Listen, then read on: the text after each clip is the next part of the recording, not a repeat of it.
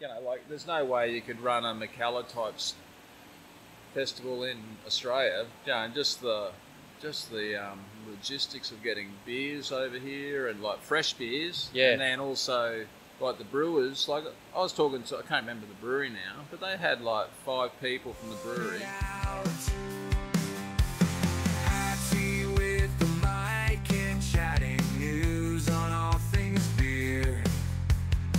By Phil, Dan, and Matt, or anyone else to join the cheer. Hiker Brewing is where we chat, cause it's where good beers are at. Support it. Okay, mate. Here we are. Episode 25. Quarter of a century. Here we are. Wouldn't you like to be 25 again? I feel like I'm 25. Yeah. Is that because you're out dating and you're having a good time? Nah. Not having a good time, I tell you. Yeah, dating sucks. Anyway. Yeah. Let's move on. What were you doing at 25? Where were you? What was your life doing? 25. I just got back from Europe. I was working in the railway. Nice. And 25, yeah, met my girlfriend, the girlfriend at the time who became my wife. She's now my ex-wife, so yeah probably. Yeah. Anyway. I'd had my middle son, Lockie, who's just turned 21. If you're good at maths, that makes me 46. Well done. And then I went and worked. I actually left a job that I'd been at for 6 years in managing bars and went up to work on the islands. Oh, yeah. So I did Great Keppel Island and only stayed there for 6 weeks. Every day was a Saturday, what a nightmare. Yeah. And then on to Hamilton Oh, yeah, nice. for a bit. Yeah, no. Yeah, what else? Yeah, finished up my rugby career at the age of 25. Oh yeah? 2 tries in the grand final, captain. I Look at figured you that go. was it. That was it. Anyway, actually, times. we've got a reunion coming up very shortly, so which will be good. Yeah. Having it at Hiker East Brisbane, I think on... Have you booked in? I haven't seen anything No, come through the sheet. No, nothing yet. Gonna go and watch the Wallabies play on the big screen. Yeah, so, nice. I need to do that. I need to find out how many's coming. So Yeah. they've been harassing me to Put something on. Put something on. So Yeah, nice. Yeah, so that should be good. Anyway, so who are our sponsors? I can't remember. Yeah, mate. So let's get it. Bintani, Craft Punks Canning, Convoy Kegs, Rattlings Labels and Stickers, and of course, Hiker Brewing Concern. And it is a concern. Yes, just So- a smidge. And what's the week been like in the beer news world? Well, it was a little bit quiet until you sat down and went through your iPhone and found a couple of cool gems. So, obviously, it's nice to have your input rather than just mine, which is Yeah. I should start being a bit more proactive.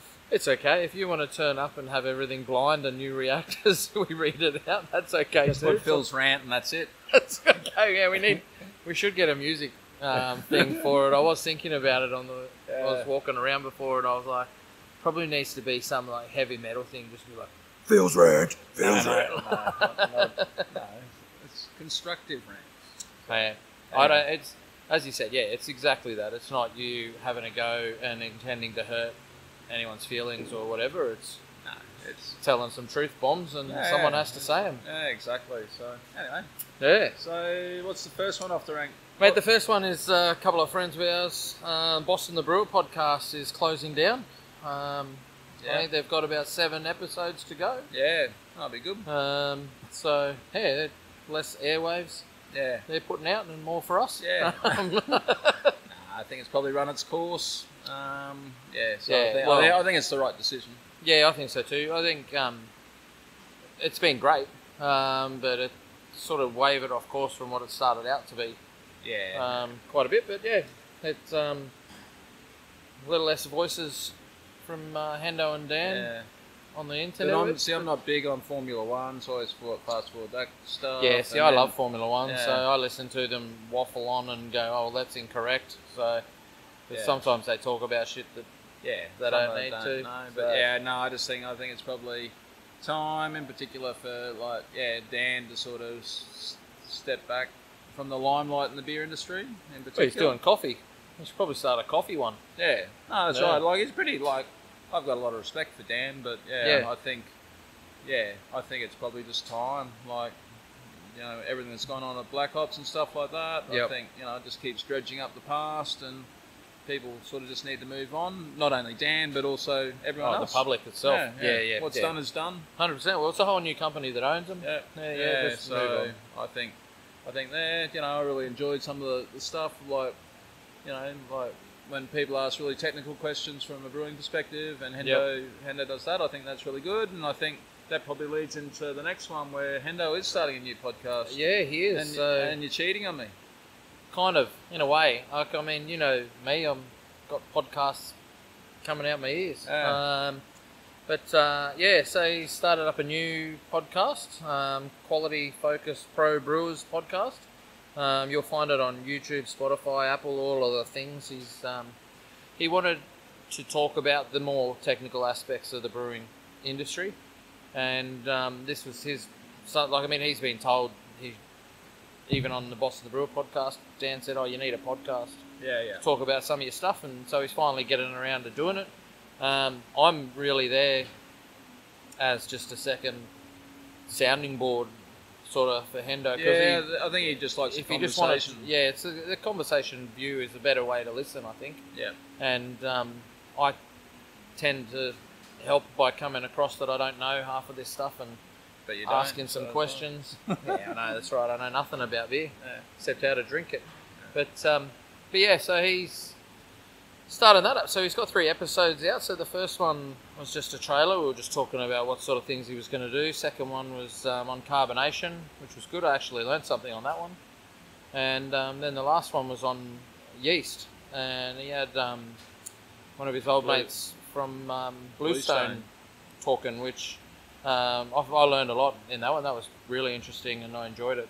So that was... Yeah, I haven't listened to him yet, so I'm keen to... Yeah, I don't really like listening back to myself all that much, but because it was Hendo's podcast and I've had nothing to do with the editing side of it, I wanted to listen back and I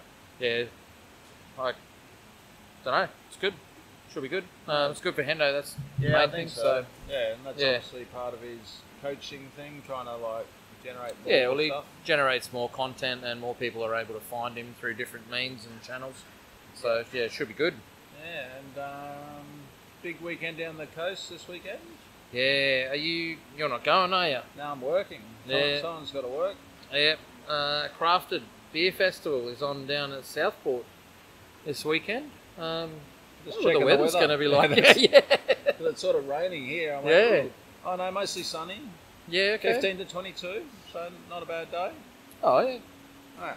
22 is not too high at all. That's pretty good. Be good. Even a ranger like me could go down. So if you're going, take your own jumper. Otherwise, you'll have to buy one from Thirsty Merchants. Yeah, that's where they make all their money. That's how they make their money at the end of the night. Well, it's normally all the... what did Jilly say to me once? Jilly and Craig said that it's at the end of the night when the guys want to keep drinking and the girls are too cold. Yeah. So they just buy them a hoodie so that they can stay and keep drinking beer. It's their best seller on the weekend. So, so that'd be interesting. Yeah, so I think it's bigger this year. Red Dog from Mackay, they're coming down for it. Jason's dropping in, he's got some stuff delivered here. Yeah. Have you been to Craft? Never. Yeah. No. Maybe you asked that last week, didn't I? No, never. I'd like to go at some point, but it's, I don't know. But 53 vendors, so I wonder how many tickets they've sold. So, well, normally it's sold out. Like normally it's sold out before the event. Is it sold out? I don't know, to be honest. I haven't seen anything to say that it is sold out. So I wonder if it is just a sign of the times that not a lot of people, like not as many as usual, are going to the event. I'm just going to have a squeeze look at some tickets. That's the beauty of doing an audio podcast. No one can see you sitting there. No, it hasn't sold out. No, it hasn't sold out. So it's a fair lineup. I know. So we were at Ballistic. We were going to go. We signed up and we got approved to go in because normally you struggle to get in. And we were going to take like a few of the brands, but then with me leaving and Alex was going on holidays, just a whole bunch of other changes, we just weren't able to pull it together, so we pulled out. Yeah. Which you don't want to go to those things and do it half-assed. You've got to go and do it properly and put your best foot forward. So yeah, there's a big lineup, so it'll be interesting. what would you want to see looking through the lineup there? Like, is there anyone there that like doesn't really come from this area and is someone that you haven't really tried their beers? No. No, just local beers. It's mainly local, Yeah. right? Which is fine. Where's Little Dragon? Well, it says New South Wales, but I wonder where they are. Isn't that? Yeah, don't know. Yeah. There's a couple of little ones, but yeah. Son of a Nun, never heard of that one. What do you want to see at craft beer festivals these days? Like, you and I have talked about Gabs quite a bit about, you know, and this is craft beer festival. What do you think? What sort of beer festival do you think works? Like, you went over to Europe and went to McKellar, and yeah, but that was like, McKellar was a beer festival. Like, one thing I couldn't grapple with McKellar was entertainment was non-existent. Like, literally there was a band sitting in the corner, played sporadically, but that was not the focus. The focus was on freaking the 100 breweries that they had there, but it was breweries from all over the world. Yeah, right. So now you can sort of go to a bottle shop and buy just about, all of those beers. So all those breweries' beers. So you want to try stuff that's, that's hard to get. So, but like, there's no way you could run a McKellar type festival in Australia. And just the logistics of getting beers over here and like fresh beers. Yeah. And then also like the brewers. Like, I was talking to, I can't remember the brewery now, but they had like 5 people from the brewery, like from the US, in Copenhagen. Yeah. Like, fucking. How the fuck they afford that? Like, must be selling a shitload of beer at the festival. It was just mind blowing. Yeah, but I think it also comes back to that. I don't think that we understand, like, the amount of, and we always talk about it, but the amount of tax that is on our beer, really inhibits us from doing a lot of that stuff. If the tax wasn't as high as what it is, like, there has to be tax on it. I'm not saying that beer should be tax free, but if the tax wasn't as high as what it is, how much would that improve businesses' cash flow and ability to do more things and to innovate and to come up with a better service and better environments, and all those sorts of things. It's a real and also it inhibits tourism and stuff like that, because that's like I dabbled with the idea of going to Beervana, and I was very excited about potentially going there, because it's like trying beers that you don't normally get to try. 100%. It's like all the New Zealand beers and stuff like that, and I think and that's where the Sunny Coast Tourism, whoever they are, have freaking done an amazing job. They had a big stand there, and they had freaking heaps of breweries. They take over like 4 or 5 like local breweries. Moffat Beach, Noosa, Hinterland, was it Torella? Yeah. Imagine if there was like a Queensland chapter of the IBA, and we actually did something like that. That would be incredible. That is a news article later on where the IBA does something about Queensland, so you can have your little rant then if you like. You want to do a rant today? I'm just saying, like, I thought you were going to tee up for a rant. I thought you were geeing up. Yeah, I was. I just I'm with you though. I do think that if the Queensland chapter was a thing, like you and I have talked about it, everyone knows, that we would be able to do more stuff, because there will be more voices for things that we are particular for us here in Queensland. And it's very specific, consumer facing, focused. And the thing, like, where Daniel and I talk every week on the canning line. Yep. That's our sort of board meeting every week. Because you both can't move, because you're right next to each other. And we're at the point where like, we're not keen on going to any beer festival, because you're preaching to the converted. 2, all the organisers gouge. You got to pay a site fee, then you pay a percentage of thing. Whereas, say if it was like an IBA like Good Beer Week Queensland. Yeah.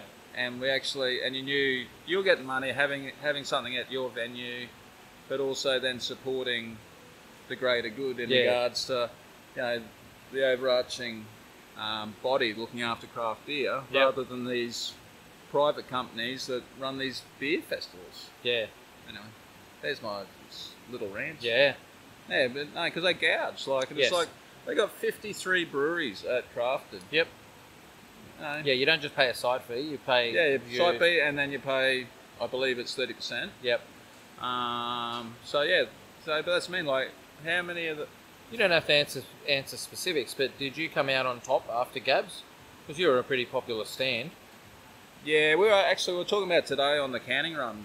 Like, and yeah, but when you weigh it up, yeah, so site fee, and then, but then it's, you know, all the core flutes, and then you got to hire the tap system, and I think, you know, taking the product, side out, we may have broken even. But who is the onus on? Do breweries just go to all these festivals and just say, no, we're not coming anymore, and the festivals die, and then where are the opportunities for us? Like, are we going to sit around and go, oh, there's nowhere for us to go and sell our beer? How do we get exposure? Yeah. Like, are we going to flip it and complain like you do when it's in winter and you go, shit, it's cold, and then when it's hot in summer you go, shit, it's hot? Yeah, no, like, I just do you know what I mean? I think it's just coming up with different models. So, like, I've been working on a redraft of Hike that we tried to put on last year. Yep. So just running the numbers of that at the moment. Just looking at a very different model. Also looking at some other options. You know, like, but you know, like one, I want to make money. Yes. Like everyone does.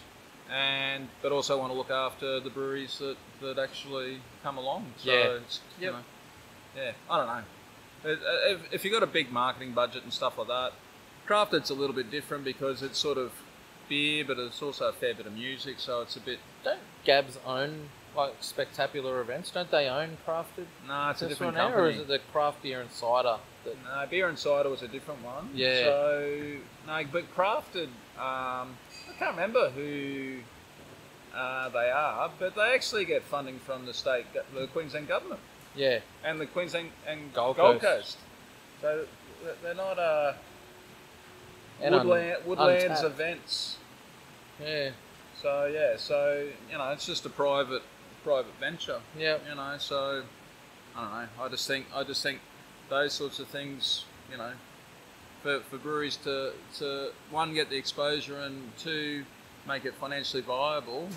You know, I think a not-for-profit, you know, entity, whether it's IBA Queensland chapter or, you know, or whoever, needs to sort of put up their hand. And I think, you know, the IBA needs to get away from this focus, this internal focus, and actually they need to have events that actually generate money and generate consumer exposure. Yeah. Yep. Right, makes sense. Moving on. Cooper's opened their $70 million tourist venue, which crazy. is... have you read... did you get a chance to read the article on this? It's insane what they've got. Like, it can seat about 400 people. I know it says 70 million, which I kind of, like, to only seat 400 people, I'm sort of like, that's a lot of money just for that. But their pilot kit's huge. And they got a distillery or something? They've got a distillery, and they've also got a little micro pilot kit there, where this venue has taps of beer that you can't get anywhere else. It's only available in this venue. So I, for one, would love to go there. Yeah. Check it out. It looks damn special. Yeah, it looks cool. Yeah, it's definitely high end. It's very high end. I don't think it's going to be the sort of thing that it's not your normal pub. Like, you go there for the experience. You're going there to be immersed in it. You want to go there for the service, the experience, to try the things that you can get. I would like to think that the pilot kit brews, like, that there's always something new coming out, like at least once a week. Yeah. That you're getting to taste something new And that's obviously relative to turnover. If people aren't coming in and buying the beers aren't turning over. How big is the kit? It doesn't say, I don't think, but they do have it just says they've got a little microbrewery in there. So it just gives you an opportunity to try something, and that's probably where they get to do all of their experimentation for new beers and whatnot that comes out into the market. I think whiskey distillery as well, which, because Coopers don't just make home brew kits, they don't just make their own beers, they also have their own maltings. Yeah, they're completely vertigrated into the business. Such a huge business. And I just think it's great. I'm fascinated with them as a business. No, same. They're very smart, and they've gone through some issues, but I think good luck to them, and it's pretty amazing. 5th generation or 6th generation now, so they're very particular in regards to how family members on board into the so they've got to go and find their own way. Go straight into the business. So you've got to go and find your life, and then come back and go, these are the skills I've learned that I want to put back into the business. So I think it's pretty cool. It's mate, speaking of another decent sized business, Good Drinks Australia. So I totally forgot that they were owned by Atomic owned Good Drinks. Good Drinks owned Atomic, and they pulled out of Sydney. But they're also looking to pull out of Yamundi. Well, they're in the sense that they want to sell their land. They want to sell the asset and lease it back. So it's a lease back. So that gives them more money in their bank. Not having to stress about all the land taxes and all the stuff that comes along with that. Yeah, it's interesting. Who would buy that? Who would buy that knowing you don't get to choose the tenant for a certain amount of time? The lease will be for 10 years or who would buy it? How much does the value of the land in that area go up that you go, I can make a bid on that? I am shit at knowing any knowledge but if you're around this stuff. the beauty of commercial property, if you got a good tenant, then happy days. So, and if you got the right lease, so it'll be interesting. Yeah, I dare say the lease would already have been sewn up in the part here. You can buy it, but here's the lease that's currently in place. Yeah. So someone would have to run their numbers to actually go, is it a good investment? Am I going to get return? Yeah. That type of thing. But also, do you reckon that's why they went in on there with that plan, or this is just after sitting back and looking at the figures, they've gone, actually, we'd be better if we did this, and if we had that chunk of cash from the land. I think it's interesting because obviously they pulled out of Atomic and Redfern. Yeah. I don't know. I haven't looked at what their share price is at the moment. So it's an interesting one. I don't know. Obviously, just boosts cash flow. That it might be writing off debt that they've got. There's a whole range of reasons why they would do it. Yeah. I forgot last week. Have you been there to that one? Yeah, it's good, eh? Yeah, it is good. Yeah. I reckon that's what they've done there is really smart. And look, when they bought it, it was really smart because it was full of poker machines. And they sold all the pokies. And they paid for the whole reno and everything. That paid for the purchase of the thing. Obviously, they spent a lot more money on that back area. But the other thing that I love about that place is they had a hilly area at the back, which was pretty much useless land, and somehow turned into a kids area. Yeah, it's like a kids hill thing. There are those old cars that are just toys and big sand pit. It's a brilliant idea. Well, I know when you saw it, you sent it to us going, hike at 3. Yeah. So it's a little bit out of the budget. A little bit out of our price range, but it'll be interesting to see how it goes. So I think, they obviously got a strategy in regards to what they're wanting to do, and obviously freeing up some cash is probably the way to go. Right, the next one is about the IBA. IBA came out and responded to Queensland's draft bill about online liquor sales. Do you know what's going on about this? Do you know what's happening? So, remember before the IBA AGM, they had that freaking Zoom meeting and stuff, and like that it was spoken about there. Yes, yeah. So that's about the only thing. It's about making sure that if people order beer online, that when it gets delivered, that it's delivered to people who are legally able to receive it. It's not under 18-year-olds buying alcohol, and there's a number of initiatives in place around that anyway, like on your website and your social media all have to be, age gated, and these sort of things. But I'm pretty sure that Queensland, the ones that they've put through, what they wanted to do was a lot more difficult than every other state, which doesn't surprise me because Queensland, but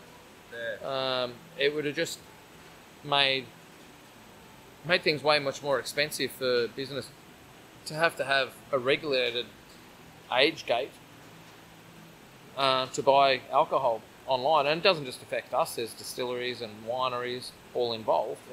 But I don't know,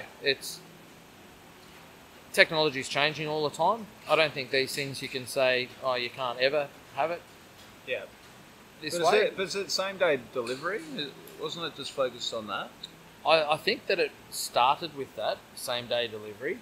But then it's at any time that you're getting an online order delivered, that the Jimmy Brings and all of those need to be able to check ID. Or at least have their RSA, because I don't think that they do at the moment. Okay. So because I think self-exclusion, proposed delivery dates. So this is through Retail Drinks Australia. I think that it's to be honest, for me, I've been working with alcohol since I was 18. I had a job in a bar as soon as I turned 18. I was a glassy, and then working in nightclubs and bars and making cocktails and stuff. So for me, seeing the alcohol, I think that there needs to be something like this in place. But I think that you just don't want to go too far. You don't want to overreach where the responsibility is, if that makes sense. You don't want to make it difficult for the people who are legally able. But the whole thing is, there's workarounds everywhere. Even when I was a kid, I'd get my brother to go 100%. So 100%. This is not the panacea to underage drinking or freaking whatever. No. I just think it's just the woke society just. I think that it's the regulations trying to catch up to the technological advancements that have happened, and I think that that's what half the problem is that technology grows so fast, but trying to get new laws and regulations through seems to somehow just get stuck up in red tape, and it's not just with this, it's the whole bunch of stuff. And instead of looking at real world and just moving with it more efficiently, they're just forging ahead. Anyway, the IBA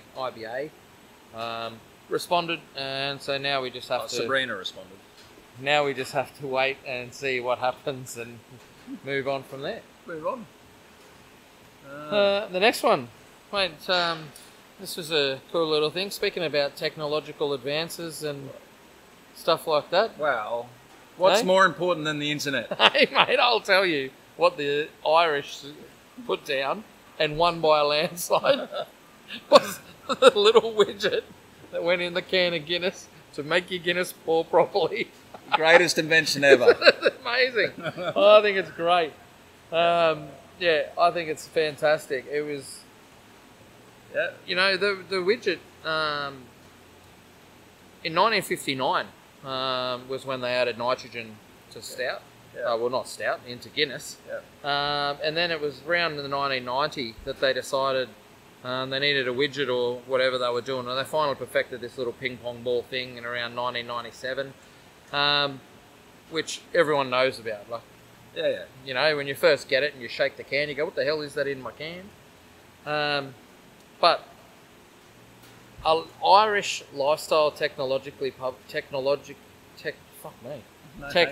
publication, T3 polled its readers in 2004 and asked what was the greatest advance of technology in the last 40 years. And forget the video games, forget the internet, Forget mobile phones, cloning, all of contact lenses. all of that stuff. No. The widget in the big. I think that's great. It's brilliant. And you know what? McFlurry, I'm on Harry their side. McFlurry. I reckon I'm on their side. The world's so much more a friendlier place with the widget. 100%, mate. But, you know, why is it called a widget? Do you reckon that's because of the piss take? You know, like... Well, no, isn't this it doesn't, what a widget means is it's a tool that does a job within a function. I don't know. What is Because there's widgets on websites, there's widgets in manufacturing all the time, like you make a widget to do a tool. So there's hardware, software, all sorts of different widgets, but Yeah. what is it? What's A the small technical gadget or mechanical device, specifically one whose name is unknown or unspecified. Yeah, Well, so there it's you a go. little widget. Yeah, a Yeah, widget. it's great. Yeah. There you go. I think it's the greatest invention ever. So I think it's great. Yeah, you know, I think it's cool. I was in the UK in 1997. I'm just trying to remember. Oh, but I was drinking a lot of Caffreys there, so... Oh, yeah. no, You would have been drinking out of tap, too. You wouldn't have been having a lot of cans. a lot of cans on the boat trip back from Oh, okay. to Dover.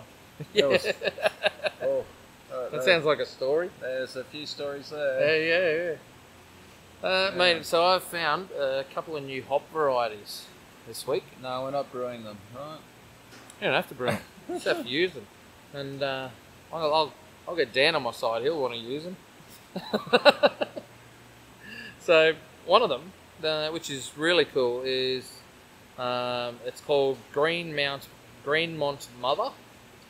And so this is a story about a farm over in Greenmont, which is this place over in Virginia, that years and years ago, local area had some hop farms and whatever growing, and they decided, it might just start growing some hops. And like a couple of weeks after they ordered their rhizomes to just start growing some hops, old mate was walking down, checking out his property, and went across this little stream and saw these like vines growing up this tree, and saw these like clusters of flowers, and went, that looks like a hop. Pulled it off, cracked it open. Sure enough, it smelled like beer. Yep. Sent it off to the lab. 100% new variety. It had persevered and grown naturally to be naturally not adverse rather. It's not getting attacked by mites. It's not getting attacked by mold or any of the things that hops go through when they go into public. Yep. And it's a new hop variety, so it takes like 7 years to patent a new hop. They're getting it patented, so then they can sell it out to other places to grow.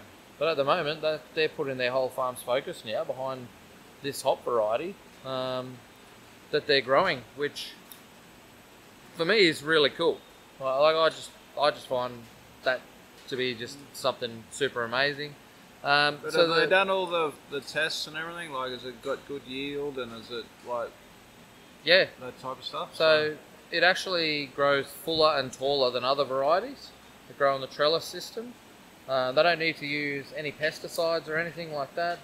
And let me just try and find about the juice.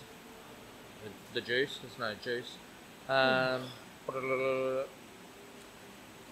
It's resistant to pests, local mildew, fungus, summer heat and humidity. Yeah, nice. So they don't need to use as much irrigation, pesticides and fungicides. And, that's fantastic. I can't find the tasting notes on it, but can you imagine finding a hop and brewing with a brand new hop? It'd be really cool. Like, that'd be pretty cool, wouldn't it? It would be cool. To be trying to work out the flavour. So here we go.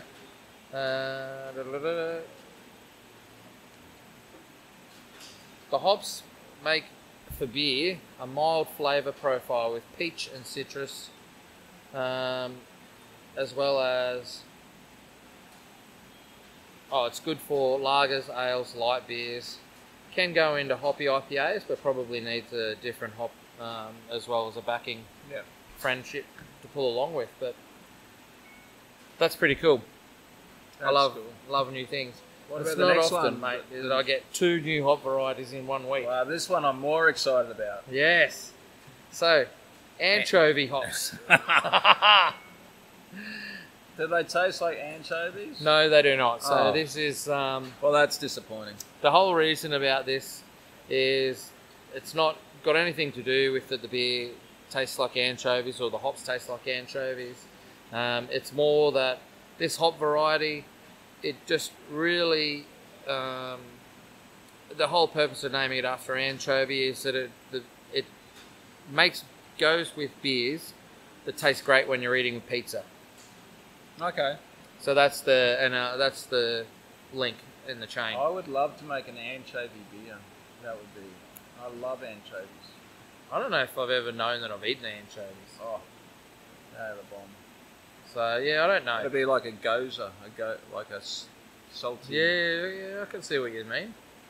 But anyway, they talk about this one. It has like a flavour. It's more hop forward, very fruit forward, watermelon, citrus, pine, almost like Cascade and Centennial, but really forward on the watermelon. So it does have that. To me, watermelon is almost a sea flavour.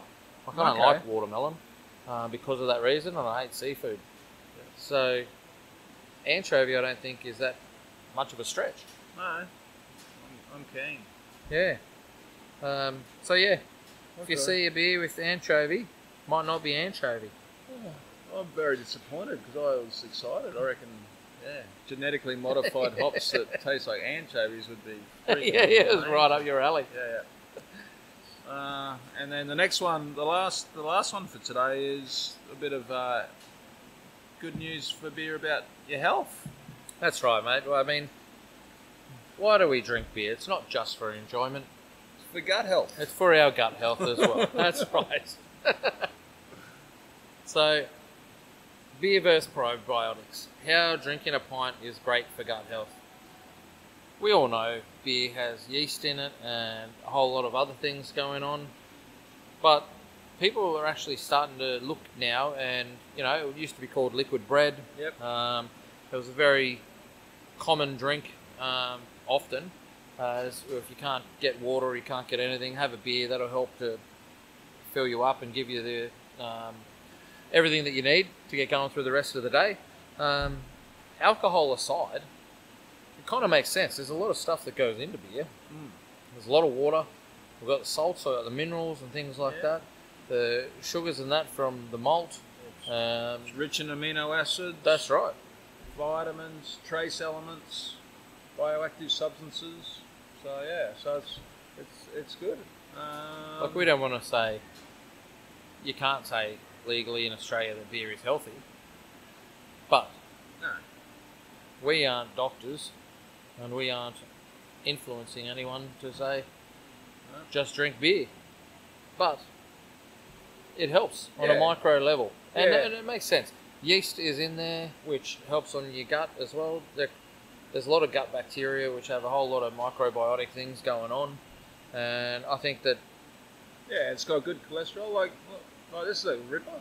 Like the blessings of beer aren't just limited to boosting the health of your gut bacteria. The research advances the concept of beer as a microecological modular. So this refers to its capacity to minimise cancer risk, ease cardiovascular issues, and manage metabolic syndrome. So it's actually got good cholesterol in it. So high density lipoproteins. Yep. Hey, there's a word in here too that I remember we talked about early on. Remember we talked about xanthohumol, Yeah. which is that neuroprotective property that helps lower the risk of dementia and Alzheimer's disease. Like, that's in there as well. I think Yeah. it's with everything, right? If beer is part of your balanced diet. Yeah, it's all in moderation, hey? Yeah, exactly. So Yeah, so it's not... it says that at the end there too. yeah, so- always remember, not all beers are created equal. Only hiker beers are better than any other beer. Like non-alcoholic beers fortified with bioactive substances like fibre or antioxidants might provide the most significant health benefits. Yeah. So I wonder whether pasteurization kills, wonder what it does.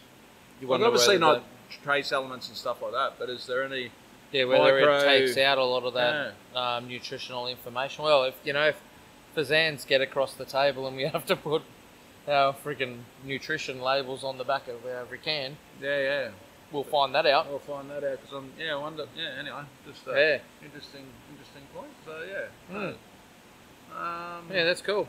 Now, what else is going on? Anything else? No, just keep on keeping on. So just running 2 venues. Yeah. How was Father's Day? Father's Day was busy. Yeah, that was a couple of weeks ago. Last weekend we had the Queensland Amateur Beer Brewer Championships. Oh, that's right. Yeah, how did that go? Yeah, really good. Yeah, we're really busy. So, did you get to taste any of the beers? No. Not at all. No. I was too busy playing pinball. Yeah. Keeping my highest score of class of 1842. So nobody can beat my highest score. So I was playing that. No, I left all the beer judges and stuff to do. How many judges were here? I don't know, like 30 or 40. I don't know. Yeah. There's a lot of people. Yep. Was And it they kicked on. Was there a fair bit of beers entered? Yeah, I think it was about 400. I think. So, yeah, okay, that's pretty good. It wasn't too bad. Yeah. So, but yeah, no, it was a good event. I think everyone really enjoyed it, and it sort of worked well here at Hiker because it's sort of we've got a big open space so they could all sit down that end. Yep. Like near the toilets. So yeah, it worked well. So hopefully we'll host it again next year because it's a good 2 days. Yep. The so the QABC, they go on to the ANHC. Yep. They get to enter their beers into those. So the winner, so it's all a lot of homebrew clubs. If you're affiliated with a homebrew club as well, you get a champion. There's a champion brewer and there's also a champion homebrew club. Yeah. And Tons of Anarchy came out on top again for the 3rd year in a row. Yeah. Obviously the ones to beat. Yeah, and they're very closely associated with Hobby Days. Yep. Yeah, so and that's what I mean. Like we've got a pretty close affiliation with the Babs boys. Yep. A lot of them live locally and stuff like that. We obviously do the Gabs beer with them. Yep. So I think they got some pretty reasonable results as well. But obviously, I think just everyone's got to just keep improving. That's the whole point of beer competition. Yeah. Yeah, so, that's it. So it was a good weekend. Yeah. Well, look forward to next week, and hopefully there's some more cool beer news that we find and get to chat about. If anyone has any news and you want to, or knows an invention better than the widget, let us know. Yeah. You can find us on Facebook. We've got a Facebook group. You can get on touch through YouTube, Spotify, whichever way you find. Just find Aussie Beer Voyage, search for Aussie Beer Voyage, pour it out, let us know, and it'd be nice to talk about something for some feedback. Yeah. We have got some feedback from people, but they asked us not to talk about it. So. Yeah. We do get feedback, but sometimes. Or if you got a topic that you want me to rant about, just like load me up. Yep, sounds great. But but I just keep on keeping on. So it's starting to warm up. So hopefully, hopefully people start getting out and about. First thunderstorm of the season rolling through at the moment. So cool, man. All right. Pour it out. Yep, take it right. And we're out.